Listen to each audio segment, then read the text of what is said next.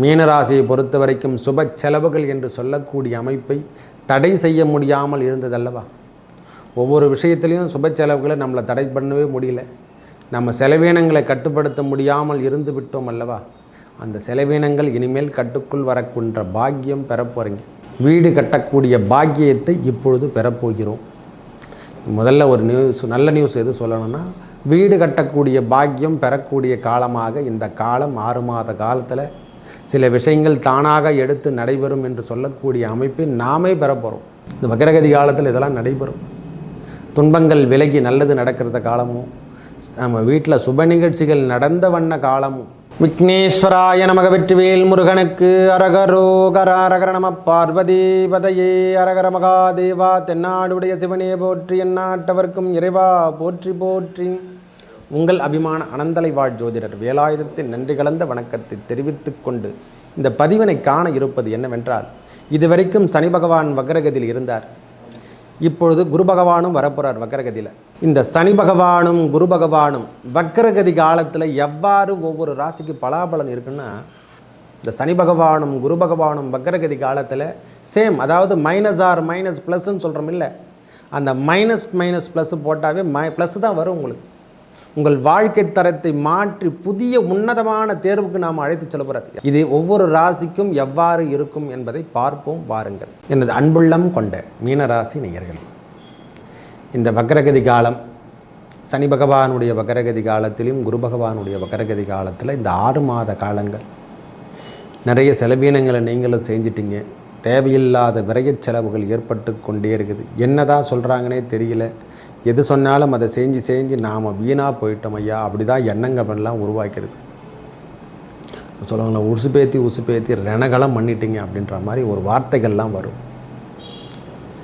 அவங்கக்கிட்ட கேட்டு பாருங்கள். மீனராசிக்காரங்க கேட்டாவே நாம் அதை கொதிச்சு நின்று கொடுக்கக்கூடிய காலங்களாக இந்த காலம் இருக்கப்பெற்றது.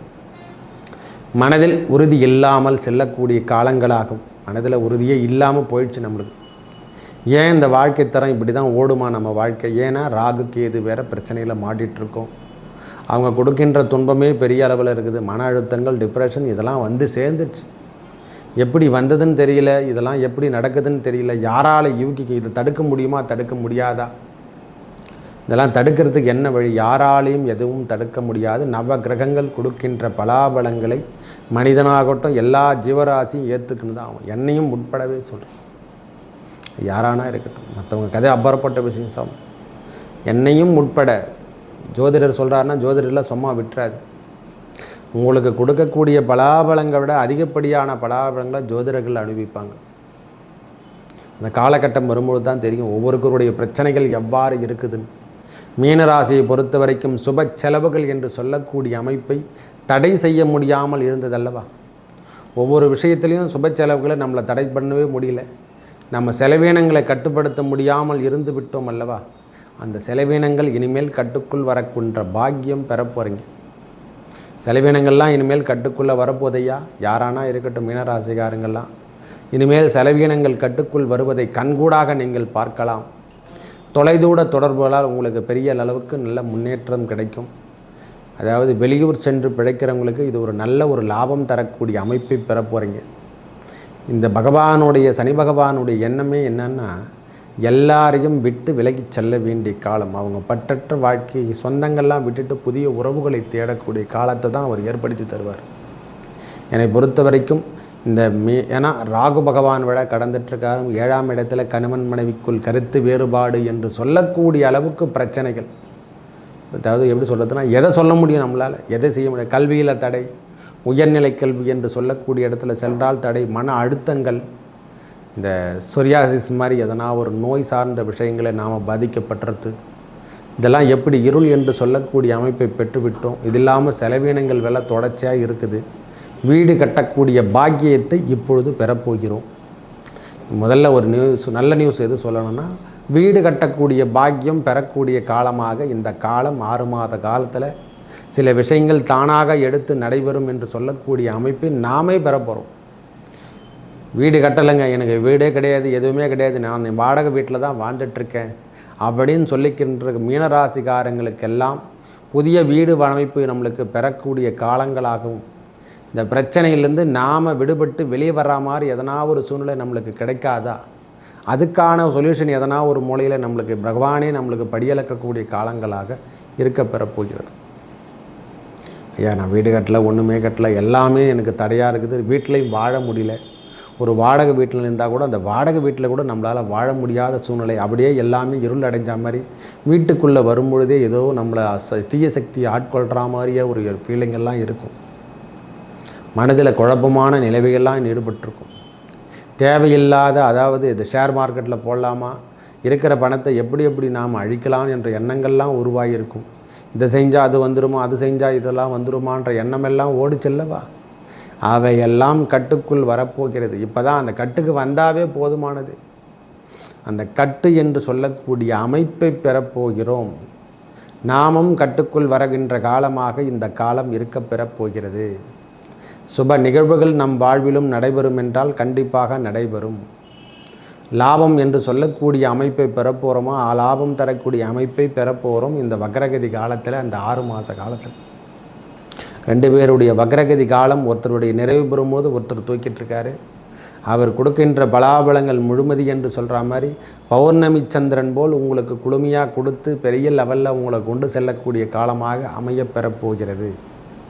ராசிக்கு 7ஆம் இடத்துல பகவானுடைய பார்வை, அதுவும் இல்லாமல் 9ஆம் இடத்துல பார்வை, 11ஆம் இடத்துலேயே நேரடி பார்வை பெற்று உங்கள் லாபஸ்தானம் முதல்ல உறுதிப்படுத்தக்கூடிய காலங்களாக இருக்க பெறப்போகிறது. மூதாதையர் சொத்துக்கள் உங்களுக்கு கைக்கு வந்து சேரப்போதுங்க. முதல்ல தெரிஞ்சுங்க.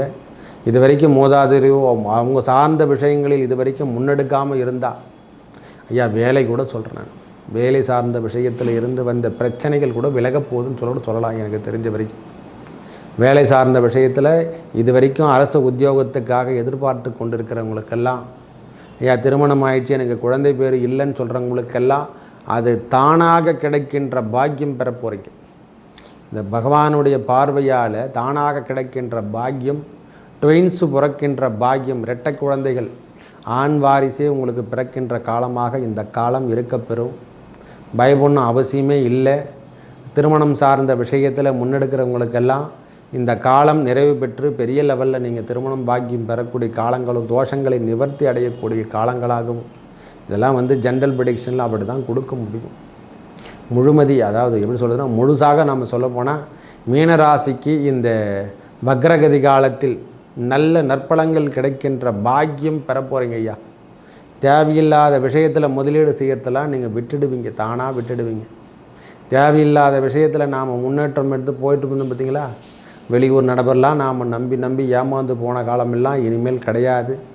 அடுத்தவரால் ஏற்பட்டு வந்த துன்பங்கள் விலகக்கூடிய காலங்களாக இந்த குரு பகவானின் வக்ரகதி காலத்திலையும் சனி பகவானின் வக்ரகதி காலத்திலையும் உங்கள் தேவைகள்லாம் பூர்த்தி செய்ய போகிறார்.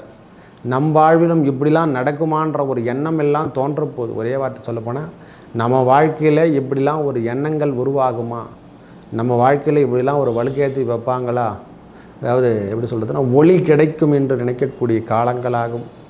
இந்த 63 நாயன்மார்கள் வணங்கிந்தவர் தெய்வ பெருமான் இந்த சிவபெருமானை சொல்கிறோமில்ல, இந்த பிரதோஷ நாளில் நீங்கள் தயவு செய்து இறைவனுடைய சன்னிதானத்தில் கலந்து கொள்ளுங்கள். உங்களுக்கான பரிகாரமே அதான் பெரிய பரிகாரம்.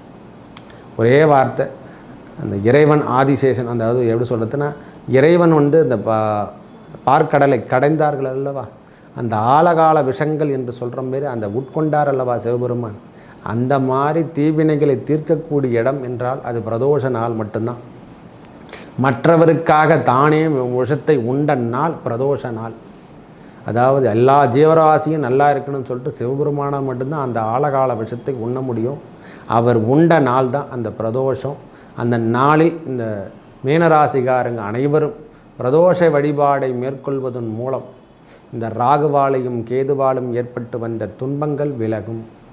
ராகு பகவானும் கேது பகவானும், அதுவும் விரயச்சனி என்று சொல்லக்கூடிய 7.5 சனி காலத்தில் ஏற்பட்டு வந்த பிரச்சனைகள் விலகணும் என்றால் இந்த பிரதோஷ வழிபாடை மாதத்தில் வருகின்ற 2 பிரதோஷ வழிபாடாவது மேற்கொள்ளணும். அப்படி மேற்கொள்ளும் பொழுதெல்லாம் உங்கள் தீவினைகள், நெகட்டிவ் திங்ஸ் என்று சொல்கிறோம் இல்லைங்களா, அந்த தீவினைகள் அனைத்தும் விலகி பில்லி சூனியம் செய்வினை கோளாறுகள் ஏதேனும் இருந்தால் அதெல்லாம் விட்டுட்டு விலகி ஓடிடும். இந்த வக்ரகதி காலத்தில் இதெல்லாம் நடைபெறும். துன்பங்கள் விலகி நல்லது நடக்கிறத காலமும், நம்ம வீட்டில் சுப நிகழ்ச்சிகள் நடந்த வண்ண காலமும் நாமும் முன்னேற்ற பாதைக்கு வழி நடத்தணும்னா அந்த முன்னேற்ற பாதைக்கு நாமளும் வழி நடத்தி செல்ல போகிறோம். கைகாலில் ஏற்படக்கூடிய பந்தலம் அடிபடுறதுன்னு சொல்கிறோமில்ல, அந்த அடிபடக்கூடிய பிரச்சனையெல்லாம் விட்டு விலகிவிடும். அதுதான் அந்த பிரதோஷ வழிபாடு. ஏன்னா ராகு பகவான் கடந்தாலே அந்த துன்பத்தை கொடுப்பார். சனி பகவானுடைய பார்வை நாம் 2ஆம் இடத்துல படுவதால் 2 என்பது உடல் என்று சொல்லக்கூடிய அமைப்பு, கணவன் மனைவிக்குள் ஏற்படக்கூடிய அமைப்பு, இவையெல்லாம் சனி பகவானுடைய பார்வையால் துன்பப்படும். உடல் அமைப்பில் இருந்து வந்த பிரச்சனை நம்ம நாவில் திருமணம், அதாவது நம்ம திருமணம் என்று சொல்லக்கூடிய பகவான் அந்த 2ஆம் இடம்தான் திருமணம். அந்த 2 இடத்துல நம்மளுக்கு எல்லாமே புனிதமடையக்கூடிய காலங்களாக வரப்போகுது. 2, 11, 7, 5 என்று சொல்லக்கூடிய 7ஆம் இடமும் 9ஆம் இடமும் 11ஆம் இடமும் புனிதப்படுவதால் உங்கள் வாழ்வில் இனிமேல் துன்பம் என்பது இல்லை. இந்த 6 மாத காலங்கள் நாமும் தேவையில்லாத விஷயத்தெல்லாம் நாம் போட்டு மண்டை போட்டு பிச்சுக்கணும் இல்லை, அந்த நண்டையில் போட்டு பிச்சுக்கிற விஷயங்கள் எல்லாமே இனிமேல் விடைபெறும். நீங்களே விட்டுடுங்க. தேவையில்லாத விஷயத்தை நாம் தலையெடுக்கக்கூடாது, விட்டுடுவோம். நாம் உண்டு, நம் வேலை உண்டு என்று சொல்லக்கூடிய அளவுக்கு நாம் செல்ல தான் போகிறோம். கல்வி சார்ந்த விஷயத்தில் தடைகள் ஏற்பட்டால் அவையெல்லாம் நீங்களே மாற்றி கொள்வீர்கள். உணவு சார்ந்த விஷயத்தில் ஏற்பட்டு வந்த ஃபுட் பாய்சன் இதெல்லாம் தவிர்த்துக்கும். அதாவது எப்படி சொல்கிறதுனா, செரிமானத்தன்மை, அந்த வியர்வை வரா மாதிரி உயரப்பயிற்சி என்று சொல்லக்கூடிய வேலையெல்லாம் நாம் செஞ்சாகும். அதாவது உடல் உழைப்பு என்று சொல்லக்கூடிய யோகாசாரம் கூடிய விஷயங்களும், அந்த வாக்கிங் போகிறது, இதெல்லாம் இந்த 6 மாத காலங்கள் நாம் நிறைவேற்றி கொள்ளண்டால் எந்த பிரச்சனையும், உடல் சார்ந்து வந்த பிரச்சனைகள், திருமணம் சார்ந்த விஷயத்தில் நாம் ஏற்பட்டுனா இரவக்கூடிய இந்த பிரதோஷ வழிபாடையும், முருகப்பெருமான் ஆலயத்துக்கு, திருமண கோலத்தில் இருக்கக்கூடிய ஆலயத்துக்கு நாம் செல்லணும். வள்ளி தெய்வ யானை சமேதா என்று சொல்லக்கூடிய இடத்துக்கு அவங்க 2 பேரும் 3 பேரும் வீட்டில் இருக்கக்கூடிய திருத்தலங்களுக்கு நாம் சென்று வர திருமண கோலத்தில் இருக்கக்கூடிய இறைவன், அதாவது மணமக்களோடு வாழ்ந்து கொண்டிருக்கிறார்கள் வள்ளி தெய்வ யானை சமேதா என்று சுப்பிரமணிய சுவாமி திருத்தணிகை தணிகை மலை சென்று வர உங்கள் வாழ்வில் ஏற்பட்டு வந்த நாகதோஷமாகட்டும், செவ்வாய் தோஷமாகட்டும், எந்த தோஷமாகட்டும், மீனராசிக்கு இது ஒரு பெரிய ஆஃபரான காலம் என்றே எடுத்துக்கலாம். ஐயா, எந்த தோஷம் வந்தாலும் இறைவன் முருகப்பெருமானுக்கு இணையற்ற தோஷங்கள், அவரை பார்த்தாருன்னு போதும். 12 விழியில் ஒரு விழி பார்த்தா போதும். 12 விழியில் ஒரு விழியை பார்த்து விட்டாலே போதும், பாவங்கள் அனைத்தும் தொலைந்து ஓடிவிடும். நீங்கள் நினைக்கிற மாதிரி எந்த கிரகமும் உங்களை துன்புறுத்தாது. அவங்களே வழிநடத்தி பெரிய லெவலில் கொண்டு செல்லுவாங்க. திருத்தணி முருகனை மீனராசிகாரங்களுக்கு உகந்த ஒரே இடம் தணிகை மலை என்று சொல்லக்கூடிய இடம்தான். அங்கு சென்று வர உங்கள் வாழ்வில் ஏற்பட்ட துன்பங்கள், எல்லா விதமான துன்பமும் விளையணும். கடனாகட்டும், ஏமாத்துகிற விஷயமாகட்டும், எல்லா விதமான விஷயங்கள்லேருந்து நீங்கள் வெளியே வந்து இன்பமான வாழ்க்கை வாழக்கூடிய காலங்களாக ஏற்பட போகிறது. மேலும் நல்லதெல்லாம் நடக்க இறைவன் முருகப்பெருமானை வணங்கி வர உங்கள் வாழ்வில் ஏற்பட்ட துன்பங்கள் விலகி நல்லதே நடக்கும். நன்றி, வணக்கம்.